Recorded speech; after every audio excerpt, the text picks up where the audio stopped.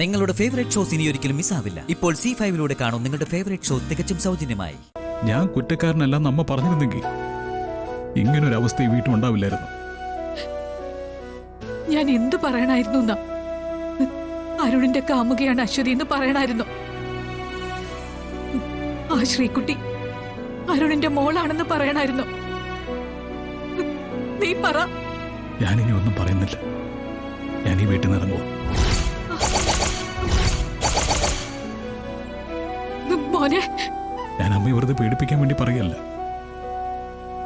ഇതെന്റെ വീടല്ല, അതെനിക്ക് മനസ്സിലായി. എല്ലാവരും എനിക്കും എന്റെ അമൃതയ്ക്കും എതിരാ. ഞങ്ങൾ പോവോ?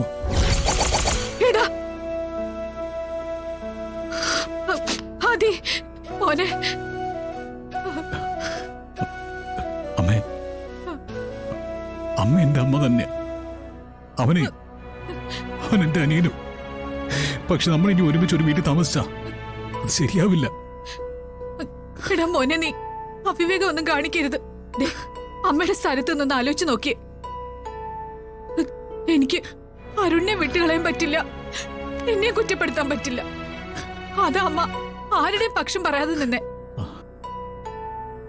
ആയിക്കോളൂ അമ്മ, ഞാനിനി ഒന്നിലും ഇടപെടുന്നില്ല. പറഞ്ഞില്ലേ, ഞാൻ ഇറങ്ങുക. ഇനി ഞാൻ ഈ വീട്ടിൽ നിൽക്കില്ല. ഏതോ ഒരു പെണ്ണിനെ വിളിച്ചുകൊണ്ട് വന്ന് ഈ കുടുംബം ഇല്ലാതാക്കാൻ നോക്കുന്ന ആള്. അങ്ങനെയല്ലേ അവൻ എന്നെ കുറിച്ച് പറഞ്ഞത്? മോനെ, എന്റെ ഭാര്യയും എന്റെ മോളും എല്ലാം കേട്ട് നിന്നു. അത് നാളെ മുതൽ നാട്ടുകാരും പറഞ്ഞു തുടങ്ങും. ഞാൻ പോവാ. അമ്മ എന്നെ തടയരുത്. എന്റെ അമ്മയോട് യാത്ര പറയാതെ പോണെന്നാ ഞാൻ കരുതിയത്. പക്ഷെ മനസ്സനുവദിച്ചില്ല.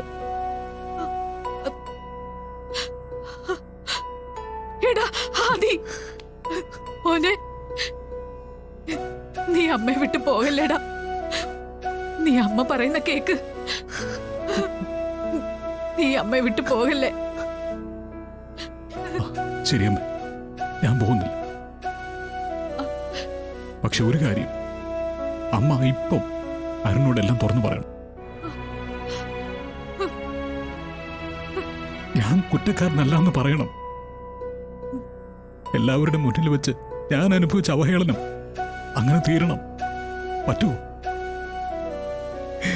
എന്റെ അമ്മയ്ക്ക് പറ്റുമോ?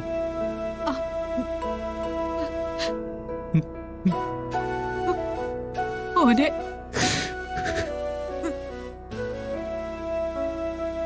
ഇല്ല, പറ്റില്ല, പറ്റില്ല. അമ്മേ, ഇനിയും ഞാനിവിടെ നിന്നാ ചിലപ്പോ ഞങ്ങളെ രണ്ടുപേരിൽ ഒരാളുടെ മരണമായിരിക്കും. ഞാൻ പോവാ.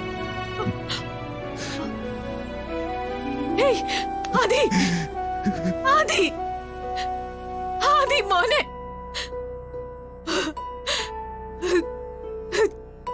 ഈശ്വര,